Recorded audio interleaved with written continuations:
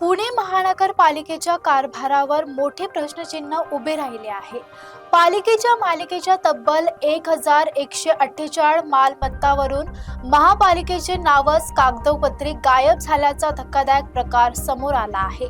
नगरसेविका तन्वी दिवेकर यांच्या आरोपानंतर प्रशासनाने चूक मान्य करत चौकशीचे आश्वासन दिले आहे. पुणे महानगरपालिकेच्या मालमत्तांबाबत एक अत्यंत धक्कादायक आणि गंभीर प्रकार समोर आलाय. पालिकेच्या स्वतःच्या मालकीच्या तब्बल 4148 मालमत्तांच्या 7-12 उत्तरांवर आणि प्रॉपर्टी कार्डवर पालिकेचे नावच गायब असल्याचं उघडकीस आलंय. यामुळे या मौल्यवान जागांवर अनधिकृत ताबा किंवा मोठा गैरव्यवहार होण्याची भीती निर्माण झाली आहे. नगरसेविका तन्वी दिवेकर यांनी पुणे पालिकेच्या मुख्य सभेत हा मुद्दा अत्यंत आक्रमकपणे मांडला.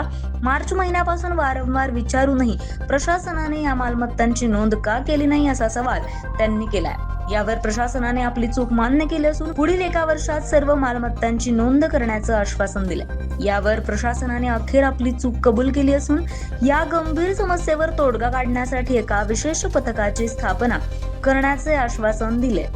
पुढील 1 वर्षात सर्व मालमत्तांची नोंद पूर्ण करण्यासाठी सेवानिवृत्त महसूल अधिकाऱ्यांची विशेष नियुक्ती केली जाणार आहे. तसेच दर 3 महिन्यांनी मुख्य सभेत या कामाचा प्रगती अहवाल सादर करावा लागणार आहे.